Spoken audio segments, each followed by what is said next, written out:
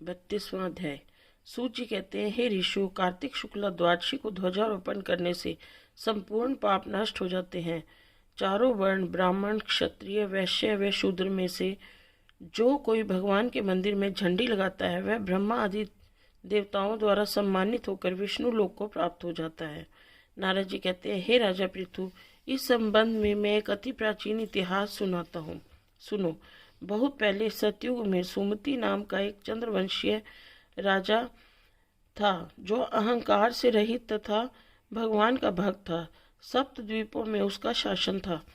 सत्यवती नाम वाली उसकी रानी अत्यंत पतिव्रता थी। वह भगवान के सामने नृत्य करती तथा कार्तिक शुक्ला द्वादशी को भगवान के मंदिर में ध्वजा बांधा करती थी। एक दिन वे मांडक ऋषि वहां पर आए। राजा रानी ने उनका अत्यंत आदर सत्कार किया।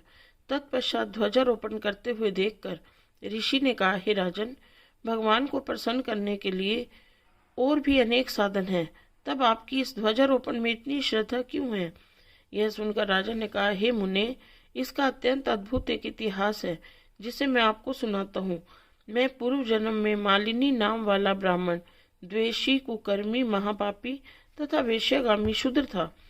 इन कुकर्मों के कारण मेरे बंधु बांधवों ने मुझे घर से निकाल दिया। इसके पश्चात वन में जाकर मैं एक टूटे फूटे विष्णु मंदिर में रहने लगा।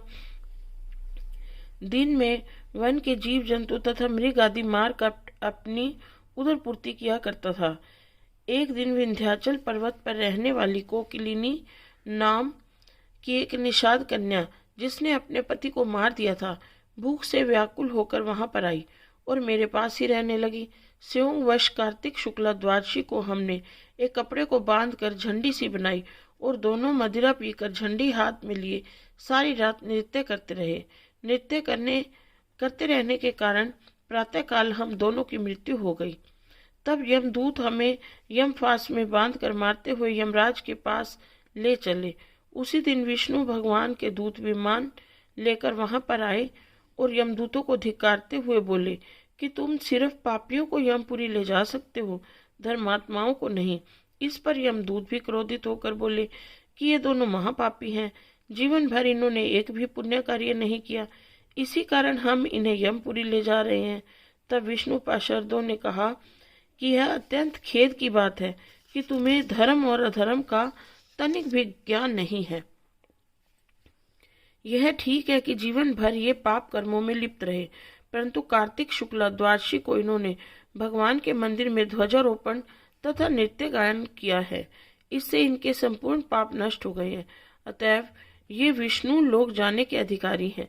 भले ही इन्होंने अनजाने में यह सब कार्य किए हैं। इसके पश्चात विष्णु पार्षद उन्हें विमान में बिठाकर विष्णु लोक ले गए। नारद जी कहते हैं कि हे राजा पृथु, अनजाने में ध्वजारोपण का ऐसा फल है, तो श्रद्धा पूर्वक कार्तिक शुक्ला द्वादशी को ध्वजारोपण करने से जितना फल प्राप्त होता है उसका वर्णन नहीं किया जा सकता। इतनी कथा सुनकर विभांडक ऋषि तप करने चले गए। इति 32वां अध्याय समाप्तम। बोल जय श्री विष्णु भगवान की जय। बोल कार्तिक महात्म की।